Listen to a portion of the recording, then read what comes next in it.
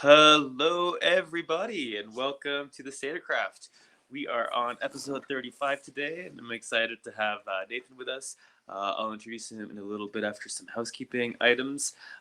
Thank you for your patience with us. We had some technical challenges right at the end there, as right before going live, but they've been sorted with. And yeah, we're here today again for the 35th episode, which blows my mind that we're that far in. For those of you who haven't been here before, the State of Craft is a series focused on the state of the legal craft cannabis industry and trying to have just real, honest discussions on what's going well, what's not going well, and what needs to change. It is sponsored by my company, Certicraft. And Certicraft is a company on a mission to help craft cannabis producers transition into and thrive in the regulated market. And we do that primarily through Canada's simplest seat-to-sales compliance platform that's out there, making your relationship with Health Canada and the CRA become really, really easy and saving you literally hundreds of hours every single month in busy work. Enough about that, though. Let's shift into a bit of a heavier topic, which is the land acknowledgement. The land acknowledgement that I like to do. So I live in Nelson, BC, and here in Nelson, my first few years, I was really confused as to why I never saw Indigenous folks. And I used to ask lots of people here that question: why aren't there Indigenous folks in this area that I see on a regular basis? And every single time, I got the same response: "Huh." I never really thought about that. I don't know. I don't see Indigenous people either.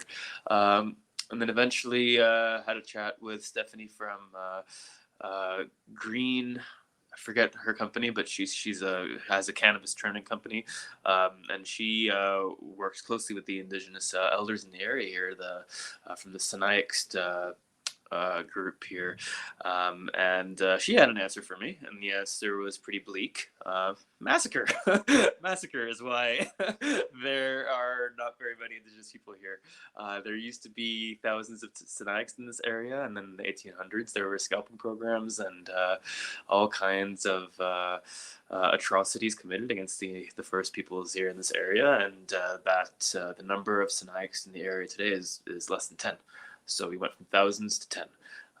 And that's really sad, really fucked up. And, there's a lot of regions in Canada that have a story similar to that. Lots of others that aren't quite as atrocious. But as I always do, I encourage all of you who are here today, if you don't know the story of the first peoples on the land that you're on, very much encourage you to learn what that story is. And understanding what's happened is always the first step to any meaningful reconciliation. And yeah, that's what I'll say about that. Shift gears again here into the State of Craft. I'm on an iPad today in a different environment than I'm used to, so I don't actually see what I normally see. I can't see who's actually here, so I have no idea how many of you are here right now and who you guys are, unlike normally.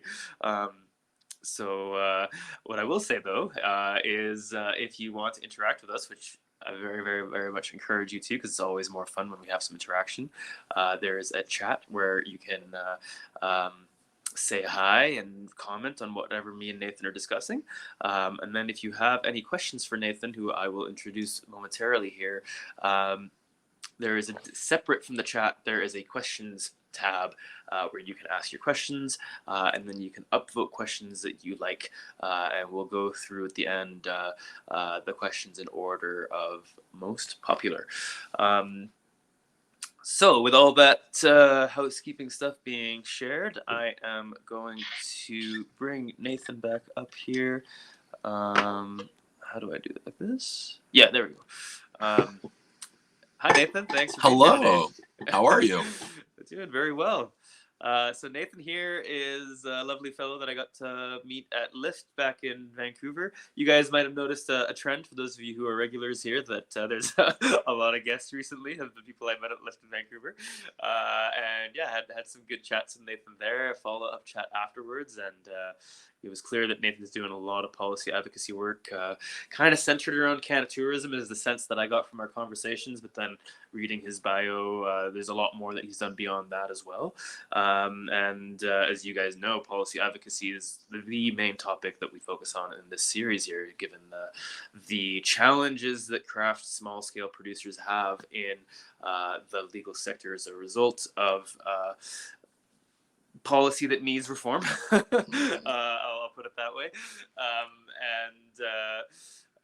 And so yeah, I was very interested in having Nathan on here, and once got to see that was a big part of his focus in the cannabis sector. And so with that little preamble, Nathan, maybe I'll turn it to you so you can say a thing or two about yourself and what your relationship is with the regulated cannabis space.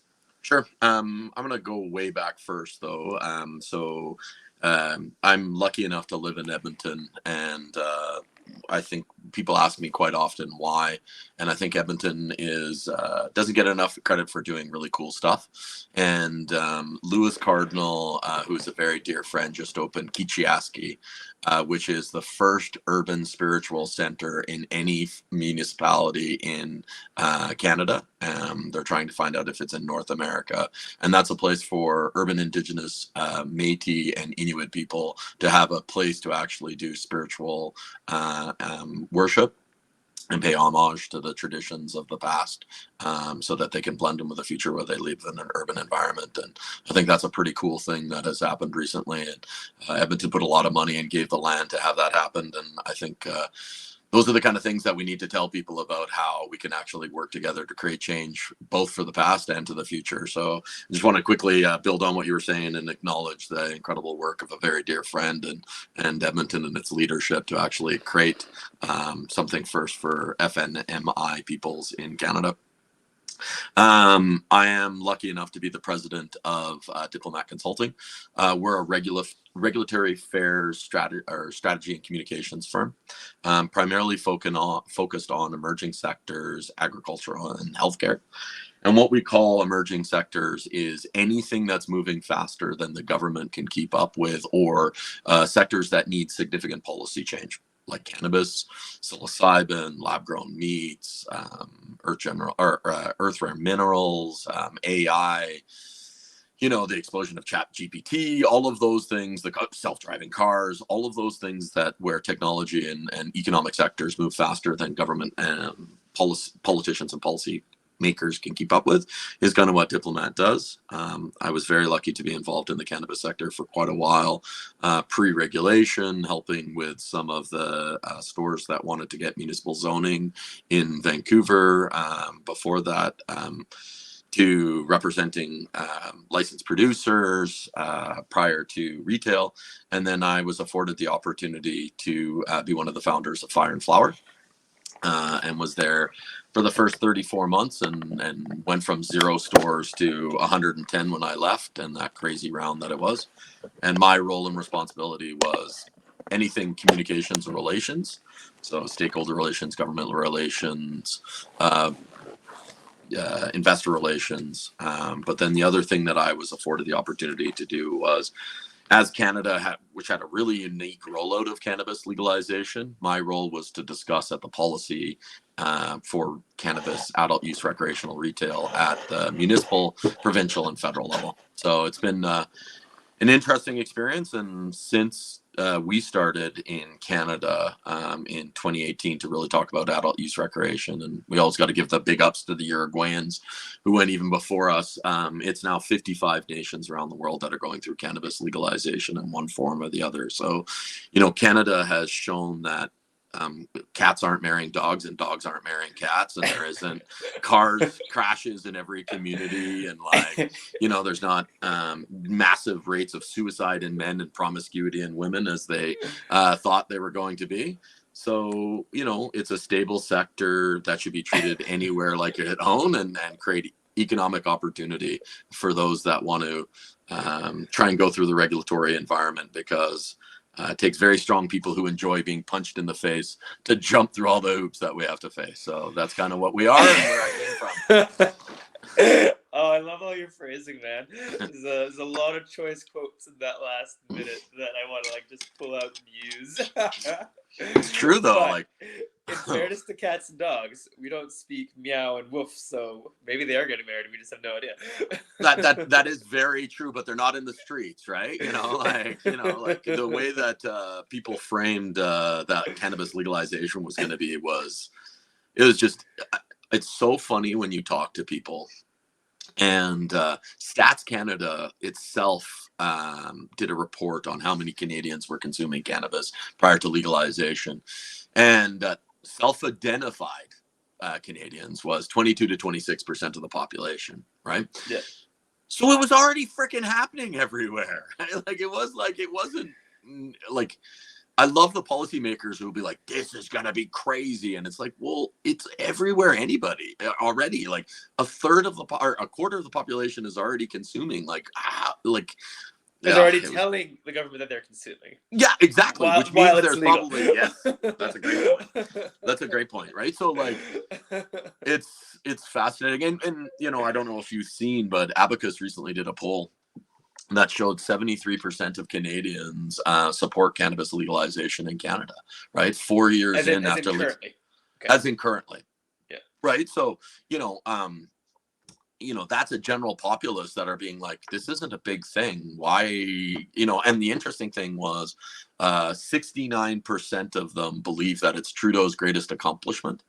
And 54 or 57%, I apologize, I can look up the number, is they think they should, Canadian citizens believe that cannabis should be exported around the world. So Canadian leadership, Canadian supply chain, it's actually something that they lean on more. The majority of Canadians support the economic development of our sector. Sure doesn't feel like that in our political class. So, we got to remind them that is the case. Interesting. No, yeah, I wouldn't have thought that there was statistics that showed the general populace here in Canada wants to see the economic aspects of cannabis develop, because, like you said, it certainly doesn't feel that way when we're dealing with the policymakers. Well, what I think it shows is that, I think it shows a couple of things. I think it shows, this is going to get me in trouble, but a high degree of ignorance. Right? Ignorant about what the sector is, what it actually is, and what the citizens' feelings about it are from our policymakers and our bureaucrats. And that's unfortunate. I'm not saying all of them, but I would say the majority of them. I believe that of the 73% that supports cannabis, 27% does. And our policymakers and our bureaucrats are disproportionately represented in that 27%, which is truly unfortunate. Especially the bureaucratic class who thinks that, Canadians dislike cannabis at probably 50-60%. And they're so opposed to do anything that they view as risky that it has created a policy malaise within the environment for Canadian cannabis sector. And that's really holding the sector back. And that's something where if we kick it in the ass, we can really move the needle forward to create a better sector for everyone who's participating in it, or everybody who still wants to get into it. So what do you think is, how do you change that? What do you think, is there any one thing that you think is feasible that we could do as a sector to change this malaise and to get this rhetoric shifted? More hands in the pot. So the Canadian cannabis sector suffers from two things that are, it's interesting in the fact that there's a lot of hands in the pot when it comes to cultivation and retail, right? And that is becoming a huge challenge. We've seen other states who have now legalized cannabis not follow the Canadian approach. They've actually created caps, a more limited pool, so that people have the opportunities. But the interesting thing as well is, so we also need to expand the people within government who actually care about cannabis, right? So one of the primary challenges in the Canadian cannabis sector is that there is no economic mandate for cannabis at any provincial or federal level, except for Health Canada. And Health Canada doesn't care about the economics of the sector, right? So, you have nobody caring about I remember one time, there's a clear example for me. I don't know if you remember, but Oshawa had 880 auto workers jobs that were going to be cut in Southern Ontario. And the Prime Minister and the Premier were down there. How dare the government, or how dare these companies cut these Canadian jobs? We need to find a way to support them. The same week, 2,900 cannabis jobs were cut in BC, and not one government official talked about it, right? And so the easiest change for me to make the biggest difference, which is not an easy change, is to get more people to care about it. Innovation, science, and economic diversification, Global Affairs Canada, Agriculture Canada, instead of it just being at health, it should be finance, it should be economic diversification.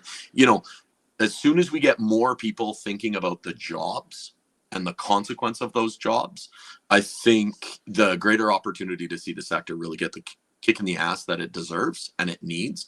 And because it's living primarily still in Health Canada and public health, it's not. And it's a real detriment to us. And I know this is a long-winded answer, but the economic roundtable that we pushed so hard for and I'm still lucky enough to be the co-chair of the National Cannabis Business Council with the Canadian Chamber of Commerce, which was the first time that the federal government was actually going to care about the jobs for economics in Canada. That was March of 2022 that they created this economic roundtable. They've announced the chair and 0 other members, and it's now a full year. And 50% of all bankruptcies in Canada last year were cannabis companies. Hurry up, appoint the people, and help us bloody out, because we can't wait a year while you figure out what's going on. We need help right now, and you're supposed to be the vehicle to talk about jobs, economic impact, taxation, so on and so forth, and you're standing on the sidelines when the sector can't have it happen. So those are the things we should focus on. That's great. Yeah. How do you get them to hurry up though? I mean, it's one challenge that I've had with government. I don't know, I'll speak to kind of experiences maybe with the BC government where we had really promising meetings and with a few different ministries and assistant deputy ministers within those ministries, and then there's promises of, okay, we're going to do this meeting, that meeting, this meeting, and then it's just crickets for months, and it's we have to put a fire to their ass every single day to actually get something moving on and these are promises that were agreed to in a meeting and that have yet to have any movement on.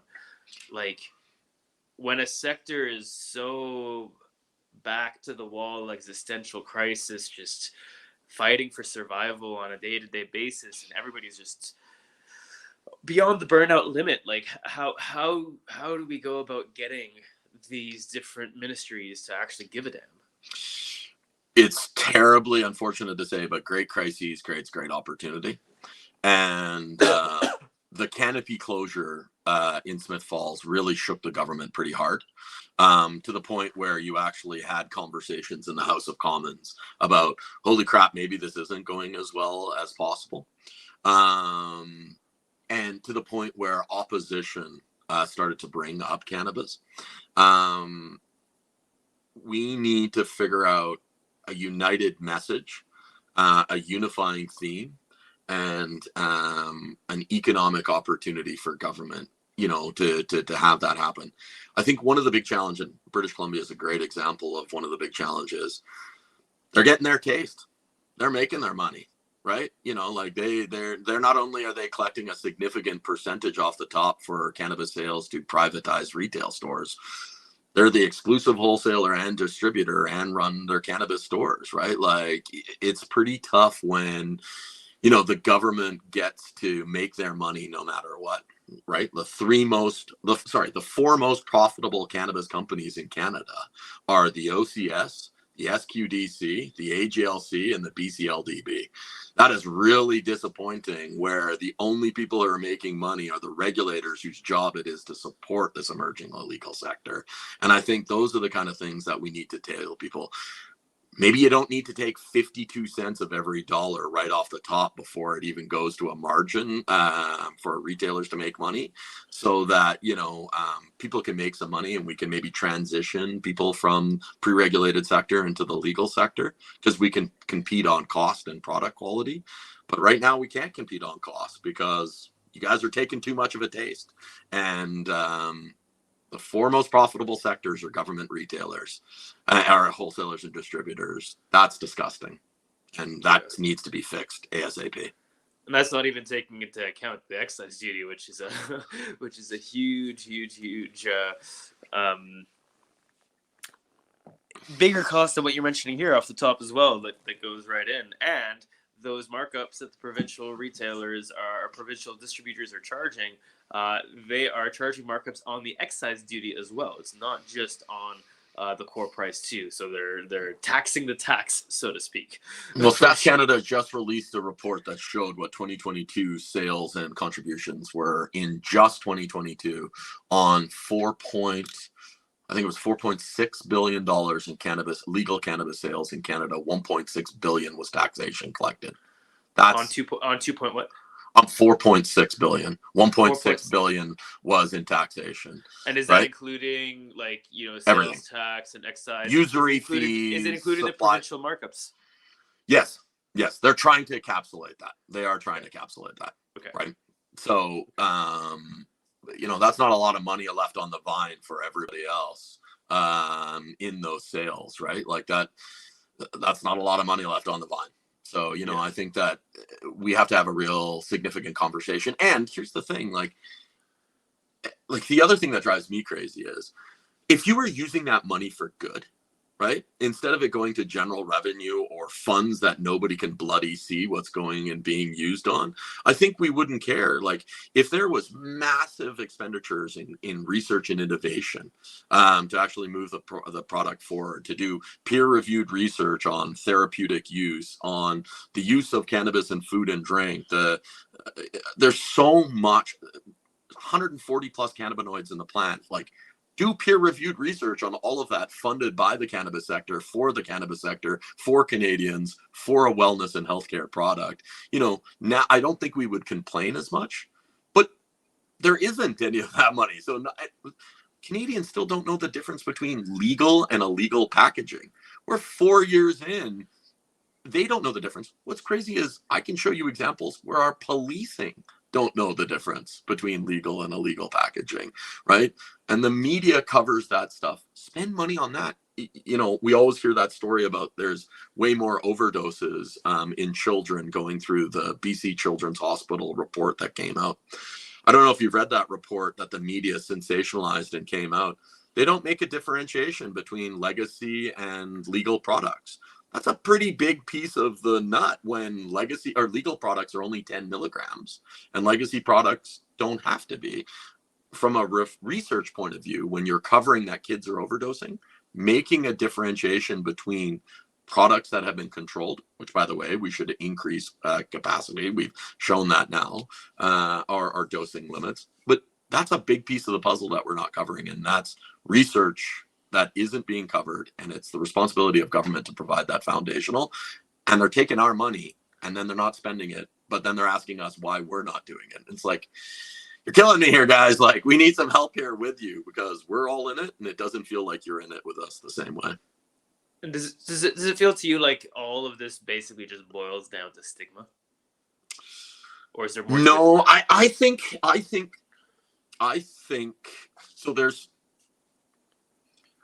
There's positives out of this approach. So let me hold that, because I always want to be a positive guy, right? But because Canada was in violation of the 3 international treaties when we legalized cannabis in 2018 recreationally, including the world. Sorry. Can you fill myself and the rest of our audience, because I actually don't know what these treaties are. What are these? So for example, I was going to say the most important one was the United Nations Controlled Substance Treaty from 1959 that says that controlled substances cannot be distributed and moved back and forth. Right. So Canada, who as the first G7, the first G20, was in violation of multiple international treaties when we legalized cannabis, right?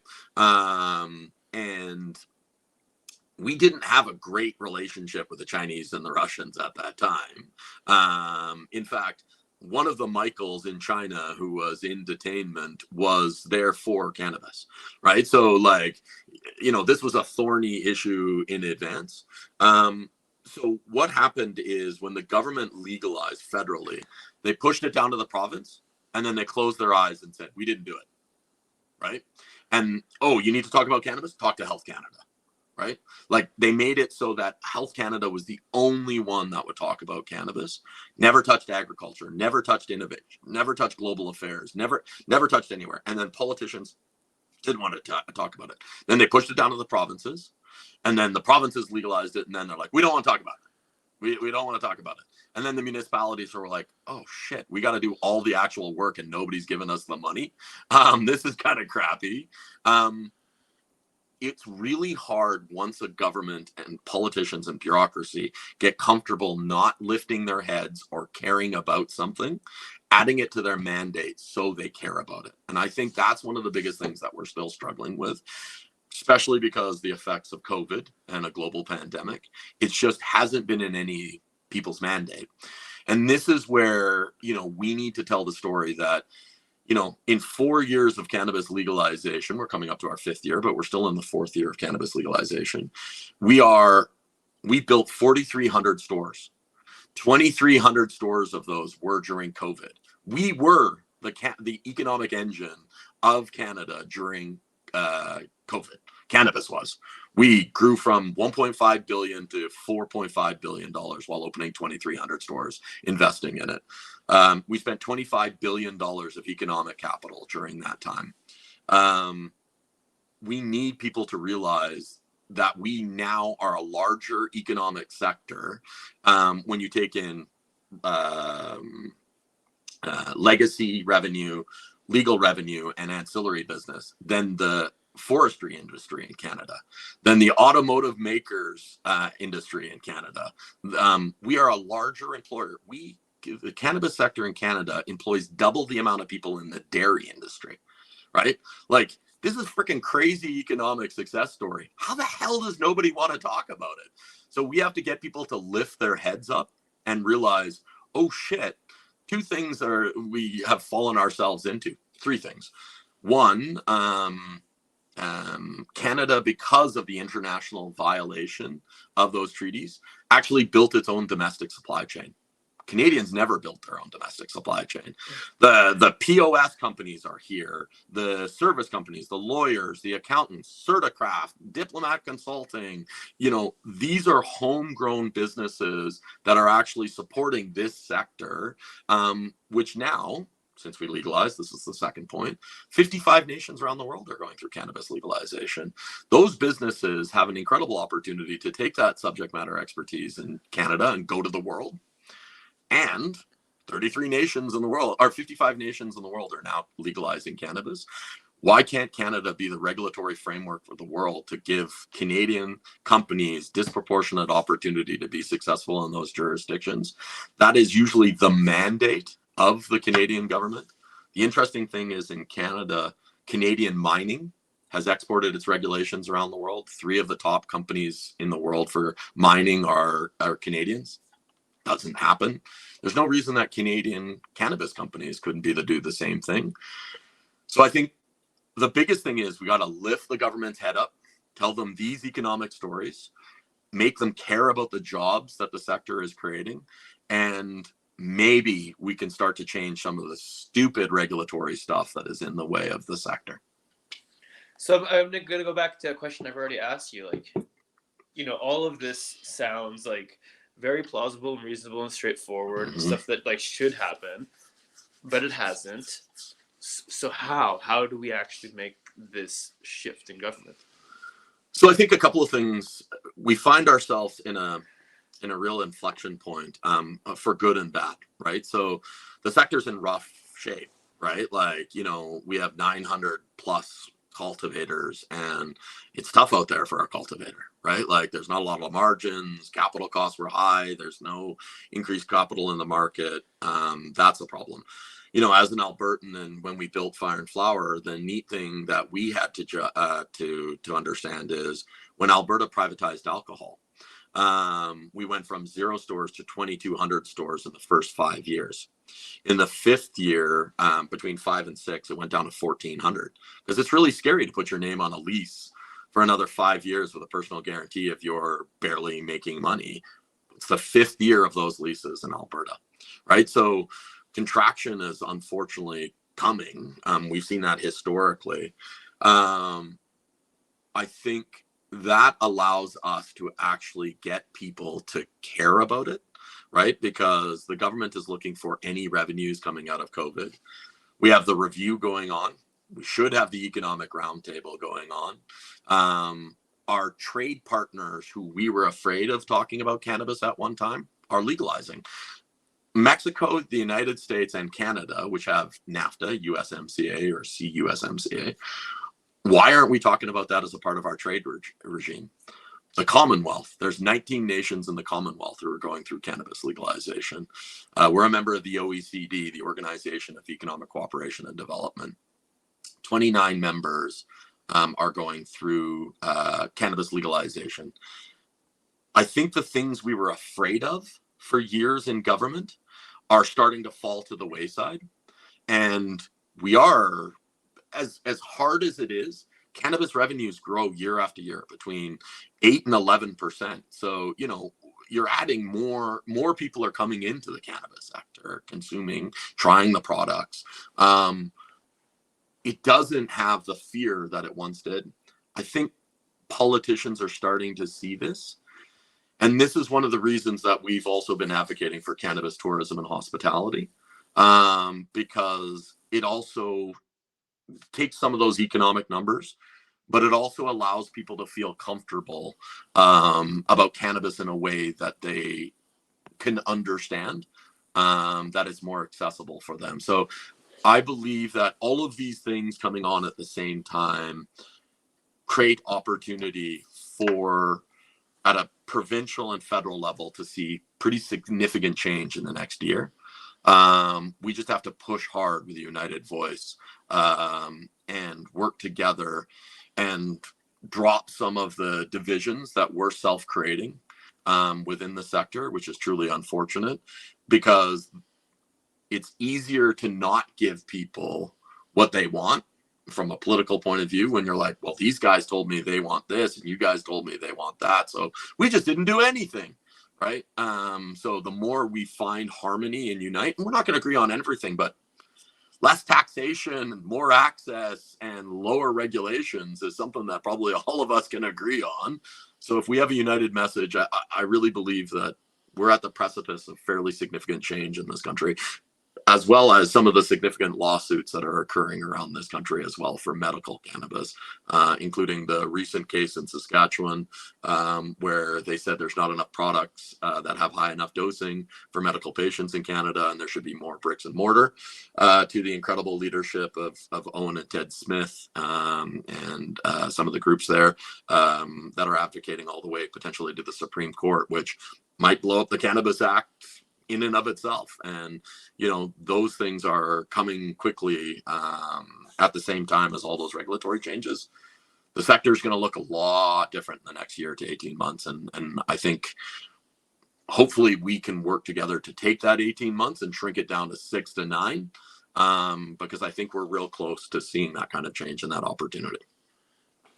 So what's like, you shared a lot there, and if I were to distill your advice, it's figure out what the commonalities are across all different kinds of stakeholders in the industry, so that we can have one unified message going out everywhere, from like the littlest, a micro grower here in the Kootenays, through to Pure Sun Farms, biggest cannabis producer in the world. Like, what's the common thread that we can all push together on? Is there any other like just little practical advice that's like less holistic, like an actual action that a licensed producer listening to this right now, mom and pop shop listening to this right now, what's a thing they can actually do to move the needle in some kind of way to getting policymakers to care? One of the greatest, and sorry, not just care, to care and do something about it, because and being people, an advocate, they seem to care, but actually they don't advocate. actually do anything Yep. about it. Yep. So, one of the cliche lines in politics and advocacy is all politics are local. And I think it's interesting, the cannabis sector has always overvalued the feds and the province, right? Because they're the guys who created the legislation and they're our distributors, right? And they're created the provincial mandate. But the jobs are in the municipalities. They see the empty retail spaces that a cannabis store are taking, or the investment of a craft company in a smaller community. Let's get, and by the way, there's a lot of municipalities in this country, right? So let's work on local advocates that can sell our message provincially and federally in the same room as us, right? So that when we go, to your point, to meet with provincial politicians, there's a municipal representative beside us. So when it's taking 2 months, the municipal elected representative is like, what the hell? If this was A, B, C, D issue, we would have had a meeting 2 weeks ago. It's 2 months. This is unacceptable. I've got stores that are closing. I've got industrial development. Let's get the municipalities involved. Let's have local conversations with local people to create local advocates that can actually be our allies side by side. And then the other one too is there's lots of companies in Canada, lots, that do cannabis revenue that aren't cannabis companies. And this is why when we created a lot of the advocacy organizations in the country. Sorry. What can you expand on that? What are you? Yeah, I'm not sure. sure what you meant by the last sentence. So like we talked about that domestic supply chain. So one of the reasons that we focused on the chamber networks is it's a lot of lawyers, a lot of accountants, a lot of security companies, a lot of builders, a lot of glass companies, a lot of printers, a lot of packaging companies who have made a lot of money and continue to make a lot of money in the cannabis sector. We still did $4.5 billion in sales last year. That's not an insignificant factor. Yeah. We got to get those guys off the sidelines because their revenues are tied to our revenues. And if we go away, it's going to hurt them too. So, between local politicians and local businesses that serve those cannabis businesses, we need to motivate them to get involved with us so that it's not cannabis companies whining for policy that makes better policy. It's companies who are looking to this emerging sector to create good jobs at home and to support local businesses at home. And I think that's how you really start to change the narrative. I like your suggestions.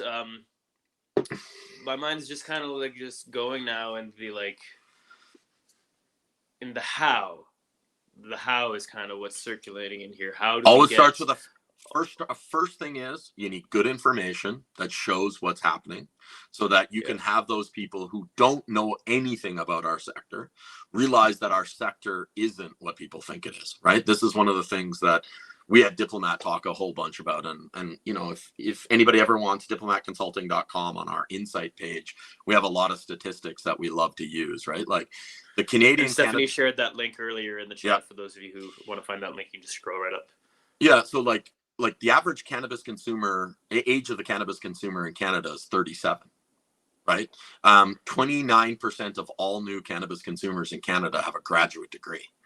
51% of cannabis consumers are women, right? Like it's not Beads, Bongs, and Bob Marley. It's bloody everybody else that are in the community and Beads, Bongs, and Bob Marley. So you're still hitting us with the tropes, but you don't realize that your soccer mom is having a cannabis drink instead of having a Chardonnay because, she likes that effect more. We got to get those people into the conversations and break the narrative. So when you're going out and talking to those local politicians, those local businesses, it's about, we're not who you think we are. This is the jobs that we're creating and the economic contribution that we're making to your community at home. These are the businesses and the kind of businesses that are doing cannabis revenue that aren't cannabis companies. And this is how we have a greater impact. If you help us, we can invest more, right? Like if the government takes 20 cents off excise tax across the board, across the country, and gives it to us, that's not an insignificant amount of money at $4.5 billion that is going to be spent in your community. So I think if we do those kind of things, not who you think you are, great economic opportunity. We are Canada's COVID success story. The cannabis sector is. We need to tell that story. And if you help us get this, we can invest more at home. I think if we do that, you move people off the sidelines. And I think those are the kind of things that we can have tangible steps to make great change for the sector in a time where everybody's reviewing everything. So everything's on the table. Mm-hmm. Well, I love this conversation, Nathan. You've given me a lot of food for thought here. This is, like a lot of the work that I do really focuses on trying to create that change. We focus primarily on the provincial government. The local government here in the Kootenays has been very supportive, and we have had support with the local government here. In fact, the policy group here in the Kootenays that my friend Shannon created, that I'm a founding member of, the Kootenay Cannabis Council, it was deliberately created to have participation from actual license holders, from third-party service providers like ourselves at Certicraft, and from government.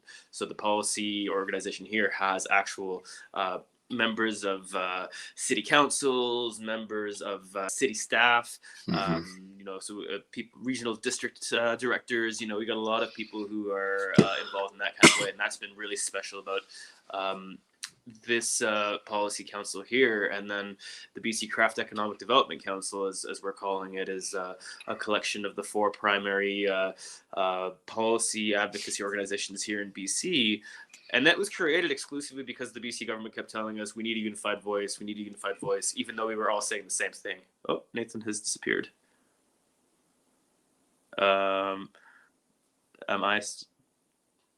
Nathan, come back. Can everybody else hear me? Am I still around? Did I disappear somehow and I'm just not aware of it?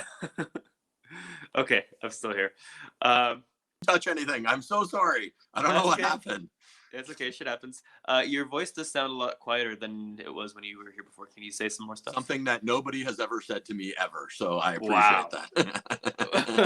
How's that now? Is that better? It sounds about the same, but that's okay. You know what? I'll just turn myself up, and I hope. Well, everybody else in the chat, can you guys hear Nathan okay with his lower, or is it just lower volume for me? Hello. Clear. Okay. Sounds like it's just me on my end, so I will just turn my volume up, and that should be okay. Oh, we got a lot of people here. Amazing. Sweet, guys. Let me just turn this up so I can hear Nathan better here. All right. That should be good now. So with the BC Craft Economic Development Council, we created the thing just to have a unified voice, because the BC government kept saying we want a unified voice, even though we were saying the same thing. And so, things shifted pretty quickly after creating that, and that there is a lot of interest from the government to meet with us and chat with us. But then, when it comes to actual actions, well, there's a certain thing that was shared with me under embargo that I can't talk about, that I will say is quite promising, actually, from a main player in the BC ecosystem. I can't say more than that right now. Don't want to risk that relationship. So everybody should go to the summit. There could be some interesting things happening in Kelowna, perhaps, just maybe. I don't know. Oh yeah, there's gonna be good stuff there. We got lots of politicians coming there, including a bunch of the deputy ministers that we met with. But what's been kind of disappointing is that the things that we agreed to on moving the needle forward in kind of more intimate, smaller context hasn't really happened. I've kind of gotten the understanding that I need to be on their ass all the time consistently in order to actually get the follow through that we were promised, which I guess maybe I was a little naive and just assuming that, okay, they promised this, so it's going to happen, instead of they promised this and now we need to keep whipping them to make sure it happens. So maybe I'm just realizing I have to start shifting how I interact with these people. But as somebody who is a CEO of a company and has a full-time job and is doing a lot of work on policy advocacy that's all volunteer based, it's I don't have the energy to like keep at it in this significant way when I'm also trying to run a business and also trying to do all these other things within our space. And I know that like many other people feel the same way. So, I love everything you're sharing, and yet at the same time, it just feels so daunting to have like, now we need to run this information campaign as well to like make sure that everybody on the sidelines is no longer just on the sidelines and comes and fights with us and pushes with us.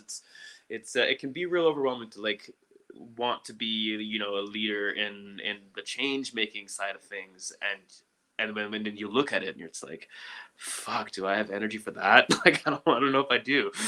Like, do you have any advice around that? I don't know. Is that something you've struggled with at all with your work that you're Oh doing? my God.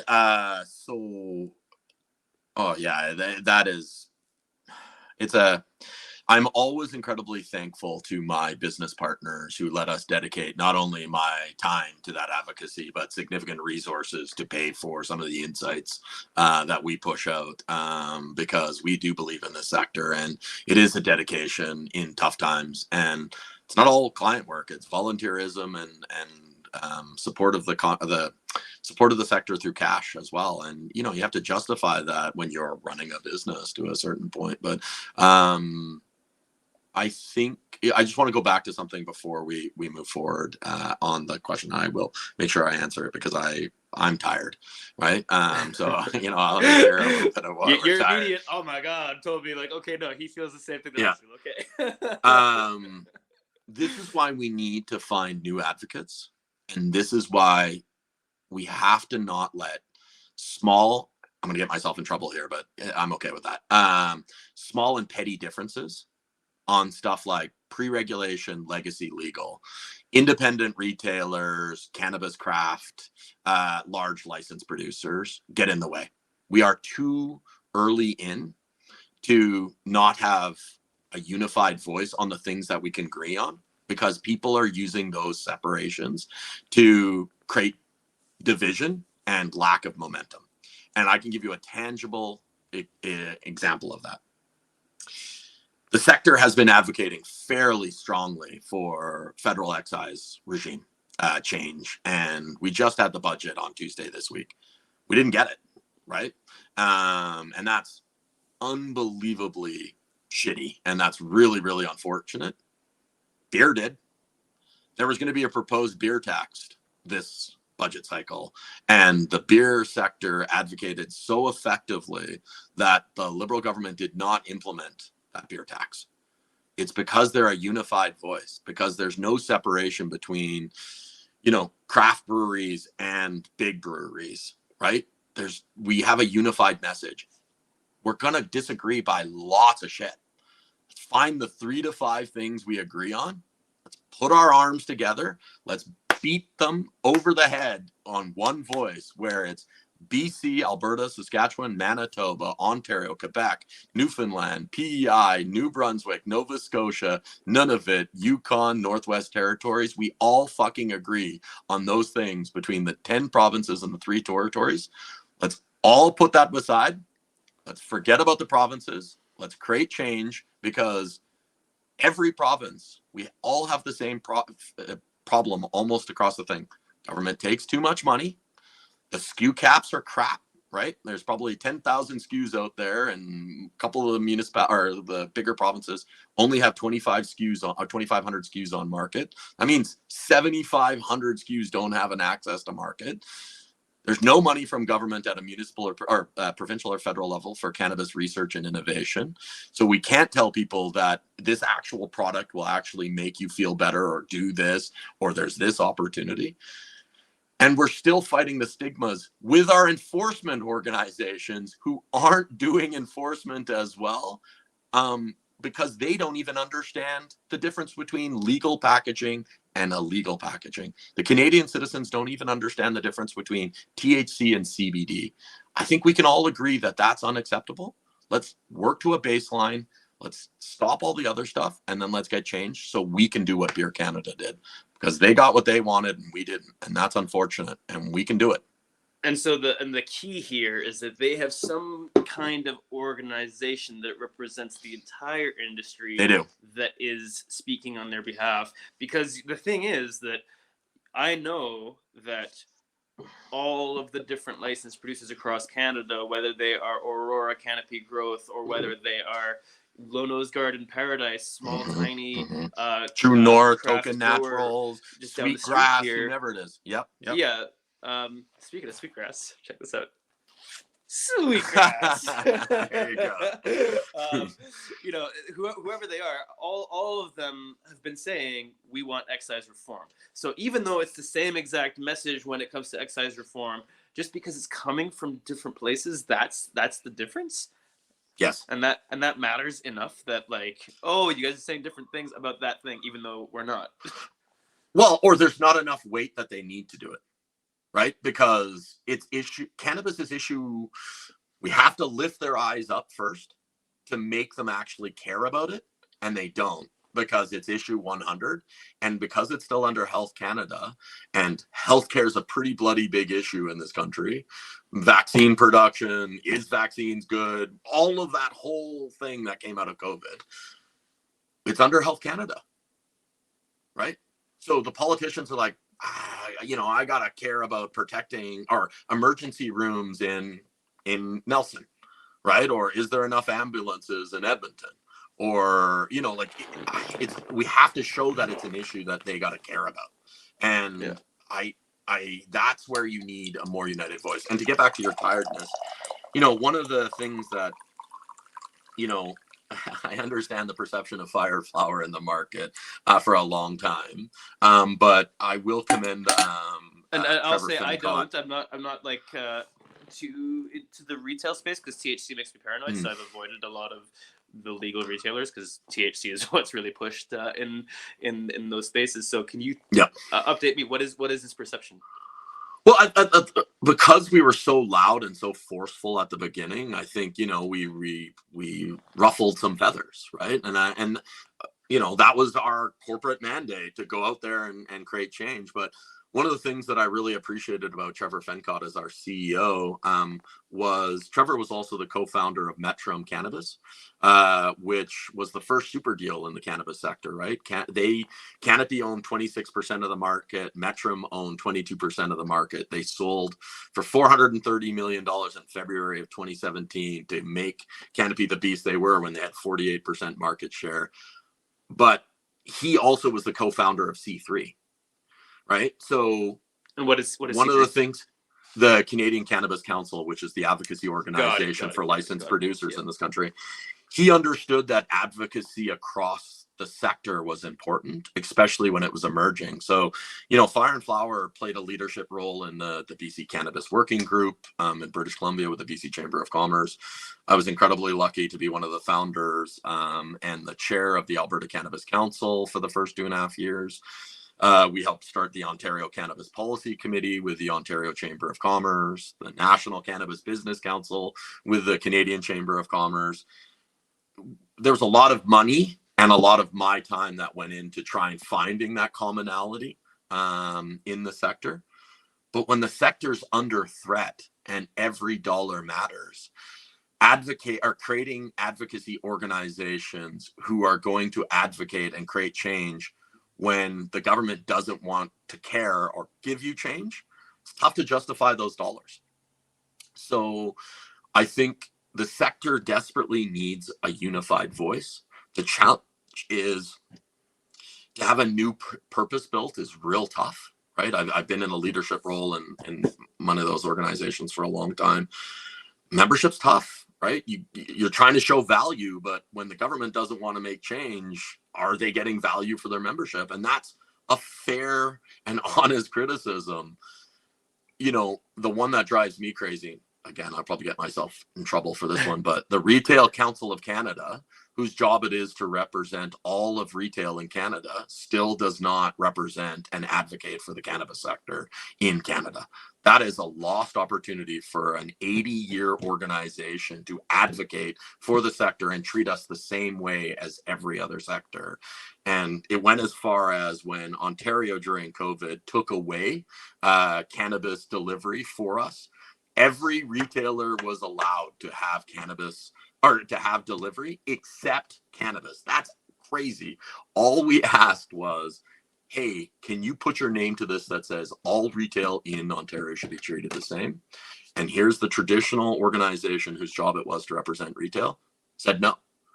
How do we get those groups who are already well established, who's already got the government's ear, to think us as just another sector, right? Yeah. So that cannabis production is in agricultural organizations or manufacturing organizations or retail organizations who have the heft in the membership already established, so that we're not always doing it on our own. We're just treated like everybody else. That's how I think those of us who lead will be less tired, because there'll be people whose job it is to do that advocacy on a day-to-day, and will be just treated the same as everybody else. And I think that's should be one of the things that we look to do. Great, Nathan. Well, this conversation went in a very different direction than I was expecting, which is great. We were chatting before we went on air, and I was telling him, like, yeah, based off the conversations we've had, I just imagined this conversation is really going to focus on Canada tourism, because that's kind of been a lot of your focus. Which I love too, and we can talk about it. I know we're almost out of time, but that's a real passion too. No, I feel like I want to have you back again another time, and like just a totally different topic. We'll focus on Canada tourism that time, because this to me has just become like Policy Advocacy 101, a primer on how to do it effectively in Canada.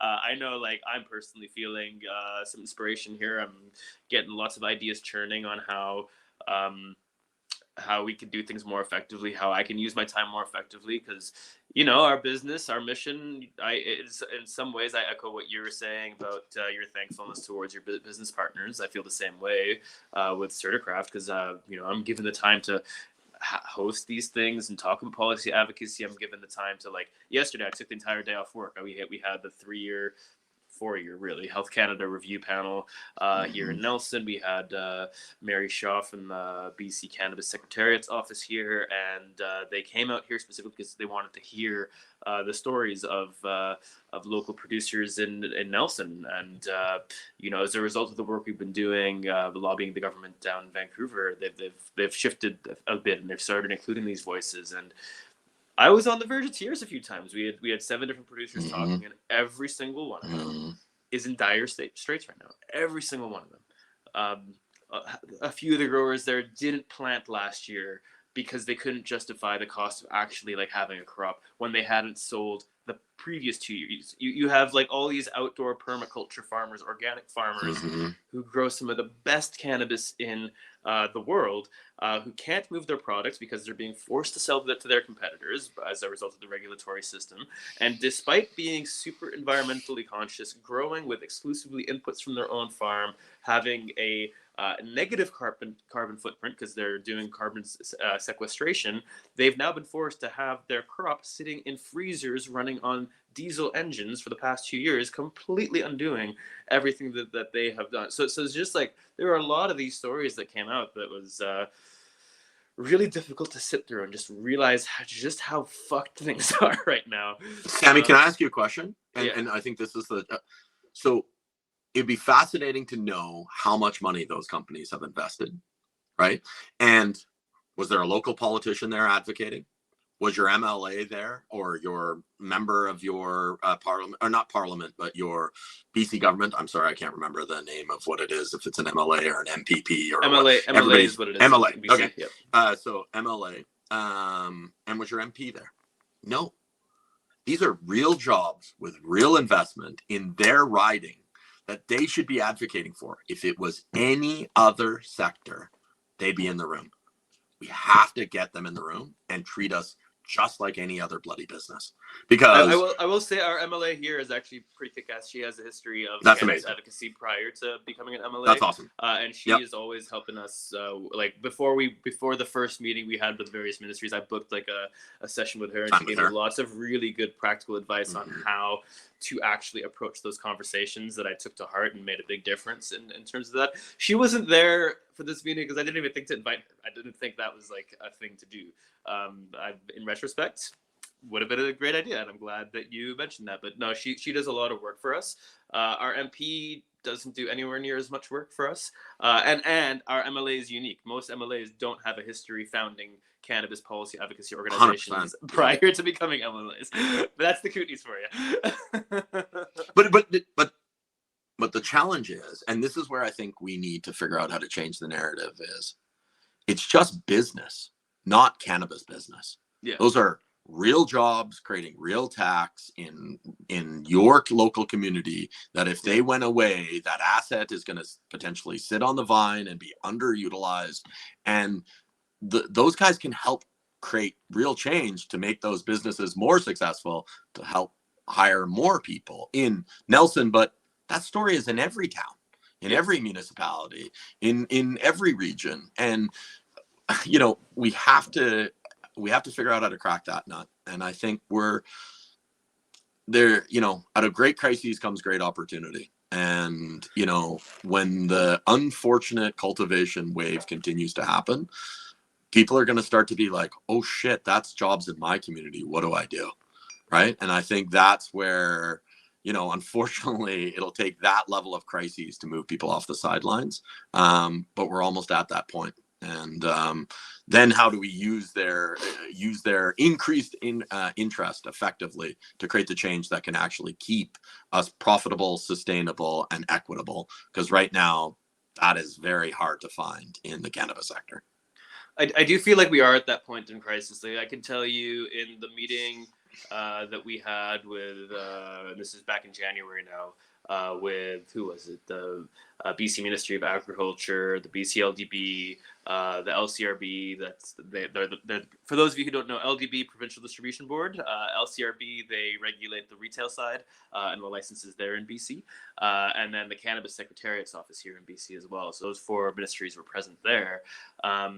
And there was a point in the meeting where we were talking about the realities for craft farmers rurally, and they had an epiphany that they hadn't realized that your average small-scale craft grower in BC has not been paid for years.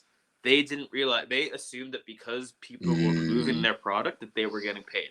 They didn't realize that processors had this setup where you don't get paid until we get paid, even though we have your product in our possession.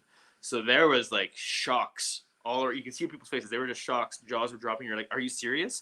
And that really kicked things into overdrive. There's a few things that I think came out of that moment that like I said, I'm under embargo. I'm not allowed to share with anybody, not even my co-founders. I was told specifically by the government, you cannot share this with anybody. So sorry, Nick, you don't know some stuff that I know that's pretty promising. And I do think that, Mary Shaw from the BC Cannabis Secretariat's office being there yesterday when we had in a row 7 different producers over the course of hours share heart-wrenching one of the producers there has sold her house last year because she couldn't afford to keep her business running otherwise. It's to that level that people are just screwed over right now. And like everybody said, it's like we're too far into this to be able to turn back now. Like, this is our passion. It's what we've fought for decades to legalize, and now it's here, and now we're all fucked.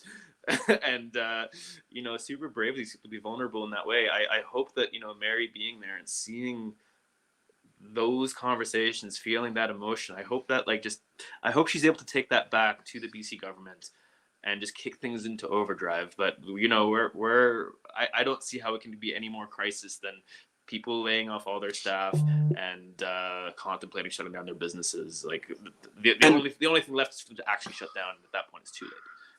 And the crazy thing is, it's not huge changes. So, we worked on a document, we worked on a document about 10 common sense changes that you could make in the cannabis sector that will be coming out right away, that are not regulatory and legislative change. Like, you don't need to do it. So we'll use Ontario as an example. Ontario has a 60-day payment term for licensed producers that send products to them, but the retailers pay cash on delivery.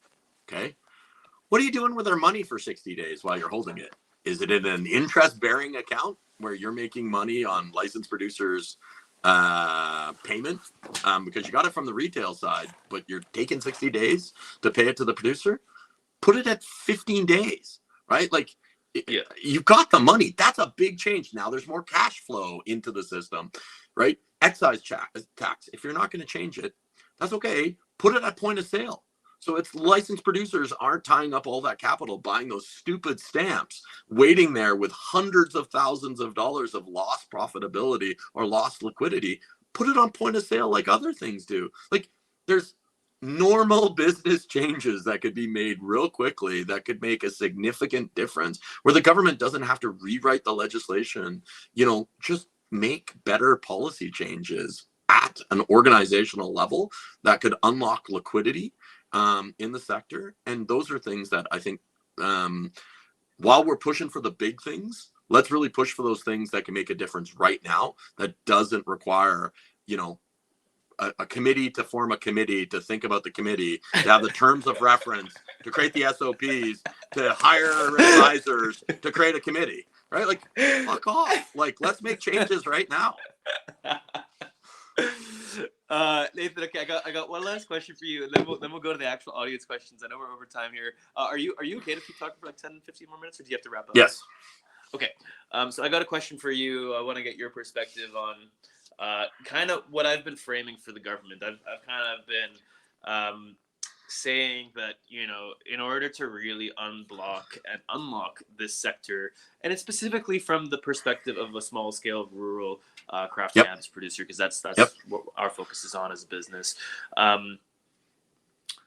There's really like 3 things that are necessary to change in order to allow people who are currently in the market to thrive, and then 2 more things to allow the legacy market to transition, because most people want to transition. This is not it's 90% plus of folks in the legacy market want to transition, is what the statistics here in the Kootenays have shown anyway. And what those basically are is two are around tax. Excise tax needs to become reasonable. Provincial markups need to become reasonable. Those 2 things. Without that, there cannot be a financial reality where people can actually have any chance at thriving. And in fact, currently, like, surviving is even in jeopardy as a result of like the overtaxation, especially when we're getting into like outdoor cannabis, where it's often being sold for less than $1 a gram, which means for every single gram sold, the government is being paid more than the farmer, which is super fucked up.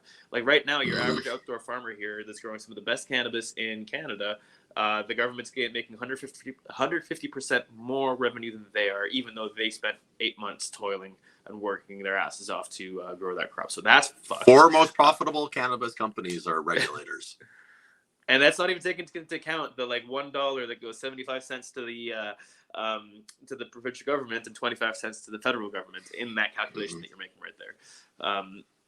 So those 2 things have to change. A third thing that needs to change is for cultivators, there needs to be some kind of new packaging amendment that allows them to just package their own flower. If the only thing you're doing is putting your flower in a package, you should not need an entire processing license for that, and all of the requirements that come with that. That's a pretty simple thing, and there needs to be a more accessible way to do that. Just like craft agricultural food products. See, this is where if cannabis is treated like other people, like this is why we don't have to just advocate for new things. Take things that already exist for other people and just have it ported over for us, right? So what was it? It was called craft agricultural product, is what you called it? Yeah, so like, a farmer's market product has to be packaged in a certain way. It's an agricultural product. Then package it in a relatively similar way. We get that it might have to be more because of it potentially being an inebriant. And all that, sure. Blah, blah, blah. Yeah. But there's other parallels to other sectors where we don't have to reinvent the wheel. Just move those regulations over. The wonderful thing about that is it's a red tape reduction. So governments love talking about red tape reduction. Now you're cutting that whole section out of the thing, and you're just moving over agricultural products over. So not everything has to be from new. Borrow from others that are already set a standard of what to do. Great suggestion. And so in creating that, now cultivators are not forced to sell to their competitors like they are currently, and that's a fucked up policy reality. So those 3 things are necessary in order to enable the current license holders to have any chance at survival, and of course we want them to thrive, not just survive. And then the other 2 pieces is for people to transition in. It's a big focus of the government, both federal and provincial, is they want to eliminate the illicit market. Well, the only way you're going to do it is by making the regulated market accessible for people in the illicit market, especially when 90% of them want to transition, fought for legalization. They are the reason that legalization is here currently, and the only reason they're not in it is because it's financially unfeasible. And so the other 2 things needed there is because we got to think about this. This is the The one challenge that sometimes about BC specific, the rest of the country doesn't like the fact they might have a criminal record or we're partaking in businesses pre-regulation. So they'll be locked out of that market because we have not created a universal amnesty program as well. And that is something that we may have to talk about. And if the United States can create a universal amnesty program and we can't, there's something pretty screwed up. So, you know, you can't operate in Alberta if you worked in pre-regulation or a pre-regulation retailer from British Columbia to Alberta. If you had a criminal charge as a legacy grower, you cannot cultivate in many provinces in this country. We have to change that if you're actually going to have truly integration from pre-regulation to the legal market as well. I apologize interrupting, Agreed. but I think that's a point. No, that's great. Yeah. No, I appreciate that you're interjecting with these nuggets that are really critical. So the two things that I thought were necessary that are clearly not enough, as you're pointing out here, is first off, you need to be able to get security clearance before you apply for a license. Anybody who has any kind of history in the more underground world, why the heck would they go through the process of building an entire facility, spending hundreds of thousands of dollars, if not millions, depending on the facility they're trying to build, when there is a significant chance, that's what I was trying to say, they might be barred from even applying for a license. And likewise, to be able to actually apply for that license before having to build an entire facility, because if they're going to be denied for whatever reason, why would they go through that process? So those are to me kind of like the 5 things that I've kind of been putting out there as necessary to allow both the current sector to thrive and to allow the illicit market to go away by entering the current sector. And I want to share that with you because I'm really curious to just hear your thoughts. I mean, you've interjected with a few extra pieces that that seem pretty critical too, but I'm just curious to hear your thoughts on kind of that perspective. I think it's not far enough.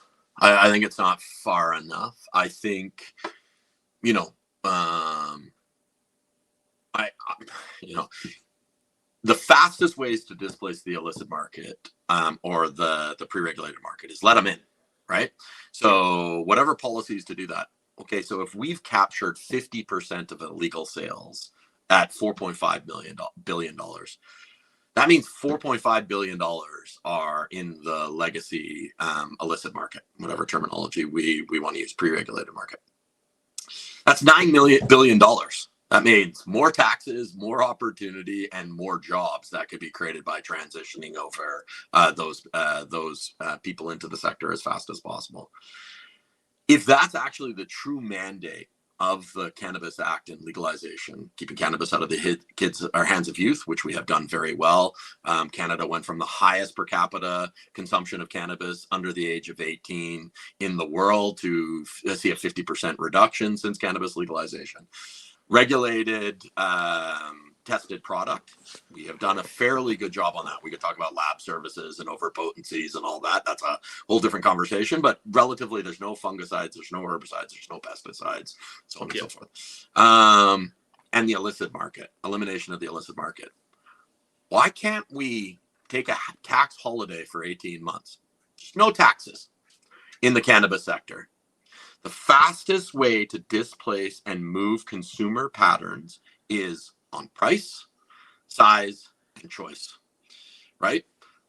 We in the legal sector who have between 40 and 60% taxation before it even goes to retailers for markup are competing with people who pay zero. We can't compete economically on that price, and they have product choices that consumers want in a higher degree. Why don't we just take 18 months to not charge taxes at a provincial and federal government? You guys have taken enough money out of the system.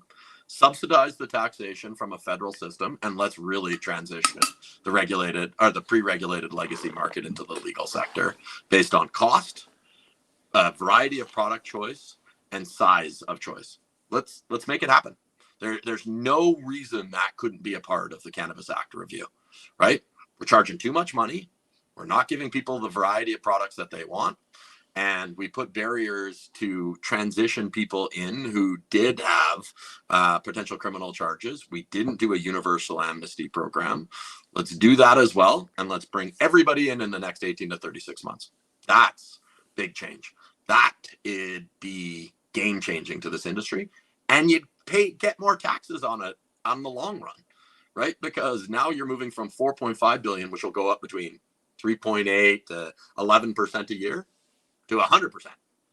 I don't know about you, you make much more money on 100% conversion than you do at 4.8 to 11% per year. Yeah. And how realistic or feasible do you think that is? What would it take to actually convince the government to do that? I don't think it's as unrealistic as people think it is. I really don't. Like, they're not making as much money on taxation as people think, right? You know, when you're talking about the province that I live in, you know, $62.8 billion budget this year, and cannabis all in is 900 million, right? If you're charging 50% tax, that's 450 million. Okay, so let's just say that's an average.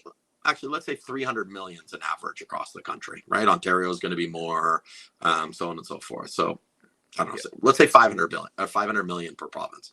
It's 5 billion in sales, so on and so forth. There is money there, right? The government, since legalization, from the Deloitte report, has collected $16 billion in taxation at all three orders of government. Right? Just one thing to kind of throw out there, only 1 billion of that was excise. The rest was all the other ancillary taxes that exist. Yeah. So there's money out there.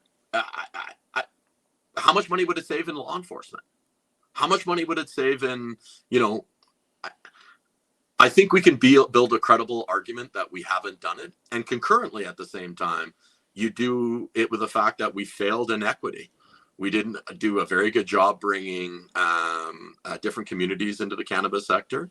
And we did a really poor job with First Nation, Métis, and Inuit people as well. I think a pilot project where it's like, everybody who wants to be in but still be regulated, come on in. We're going to make it as easy as possible. And then we're going to make it as affordable as possible to displace it as much as possible and then move it forward. You know, it never hurts to have a BHAG, a big, hairy, audacious goal, and that's a pretty big one. But yeah, if you really want to displace the illicit market, that's probably one of the ways to do it. Let them in. And then the question just becomes, how the heck do you get the government to care enough to do it? Like, I've asked multiple times, and this time it's a rhetorical question. I'm not actually asking you to answer that this time. Well, Nathan, thank you so much for your time here. We do have a couple questions from the audience that I'm just going to go through real quick. I can answer them quickly. Yeah, we got two. They're not too many, and then we will part ways here. So we'll go in. I'll go in reverse order of popularity. We have one that is 0 upvotes and one that has 1 upvote. So we'll start with Matt Sparrow's question here. What do you think about adult age gated businesses like the Southeast Asian Adult Hockey League lobbying for cannabis advertising dollars? We need to reach more consumers. Oh, I think anywhere that there is an 18 plus, 19 plus, depending on the province that you're in or territory, we absolutely should be allowed to market in. It just makes sense, but I don't want to minimize the fact that we need to be treated like other people. Okay, I was remarking to a friend yesterday. How many gambling ads do you now see in a hockey game, right? You see Connor McDavid and Wayne Gretzky slinging 40 freaking gambling ads in one bloody hockey game, and cannabis can't talk about itself anywhere. That treat us the same as other industries. If you want to make that parallel, cannabis, tobacco, gaming, and alcohol, just afford us the same opportunity. Cut that red tape, figure out the healthy measure of what you want to do, and then let us talk. And give us the opportunity to give the ability to. Most retailers come into cannabis stores still talking about pain, sleep, and anxiety, things that adult use recreation should not be talking about under the rules. But how do you not serve people who are coming in and asking you for that? We have to figure out ways to be able to talk about what the plant actually does and its services that it can do to more people. This is where education that the government should be using some of those tax dollars should go to, and then afford us the opportunity to follow up and say the things that they're saying.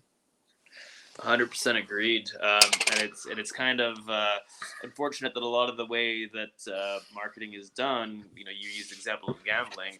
Well, guess what? Gambling is provably scientifically through academic research far more harmful than cannabis is. So and the same goes for alcohol, you know. So it's weird that the thing that is provably far less harmful is treated as a much worse sin, so to speak, than these other syntaxes. I think you hit something that's really important.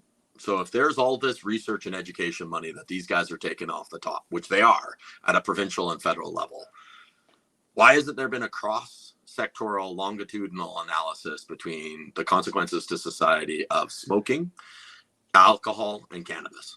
And then do a cost-based analysis to society, specifically at a health, judicial, like the whole thing, and do a cost-based analysis of which of those three products cost the most for society to have in there.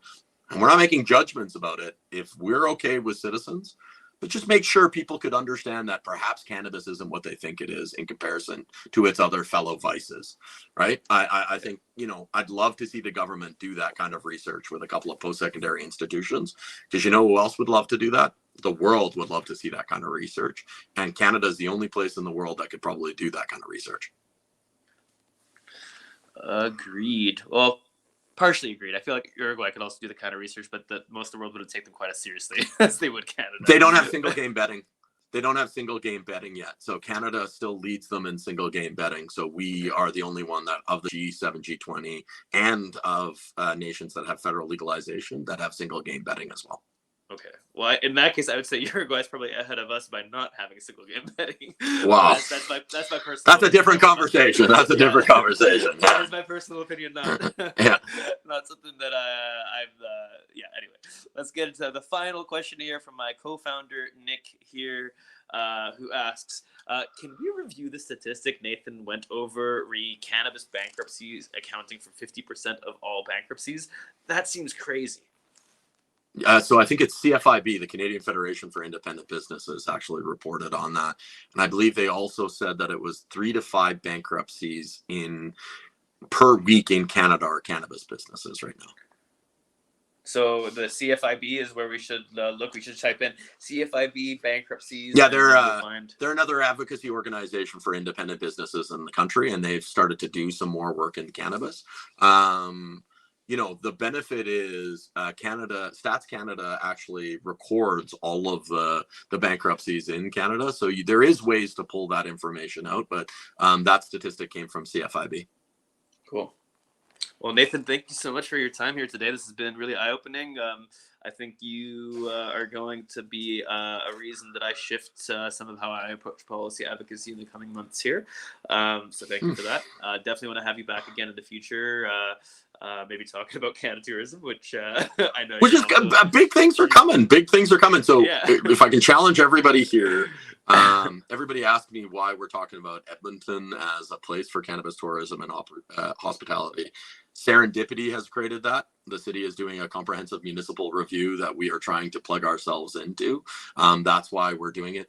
They're doing a municipal bylaw review since the first time since 1959. In June, City Council will be actually talking about cannabis consumption sites and therapeutic use. And this is an opportunity for the sector to realize that we potentially have an opportunity to sell to people who aren't cannabis consumers yet. Let's figure out how to bring them into the market and utilize and create new advocates who are like, why can't I have a cannabis drink in a park? Why can't I have a cannabis topical in a spa? You know, why can't I? And Edmonton is actually going to be discussing those in June. So I will flag the sector, and you know, it's why we're so excited about Grow Up being in Edmonton. Is we believe that there's huge momentum to show people that cannabis isn't just what they think it is. It's much more, and what it can be is still waiting to be defined. And it's on us and them to define what it can be. And that's a really exciting opportunity. Cool. On that note, I'm glad you mentioned Grow Up. I'll give a shout out to Grow Up Conference happening in Edmonton in late May.